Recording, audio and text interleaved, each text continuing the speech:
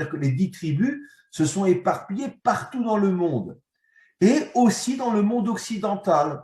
À partir de l'Afghanistan et du Pakistan, une grande partie sont partis en Inde, en Asie, en Chine, au Japon, etc.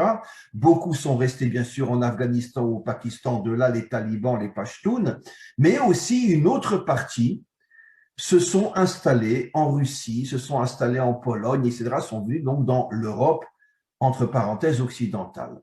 Et de là vient l'origine aussi de ce qu'on appelle aujourd'hui les tziganes ou les gitans, avec bien sûr toutes les nuances qu'il faut apporter, vous le savez mieux que moi, mais de grandes recherches ont été faites aussi par des historiens israéliens et juifs un peu partout, et on a la certitude que l'origine des gitans est aussi une tribu, une ou plusieurs tribus perdues. D'ailleurs, c'est ce qui expliquerait qu'il y a effectivement différentes sortes de tziganes ou de gitans. Il y a les Roms, il y a d'autres, etc. Il y a ce qu'on appelle tziganes, il y a ce qu'on appelle gitans. Il y a des gitans qui viennent de Roumanie, il y a des gitans qui viennent d'Espagne, etc.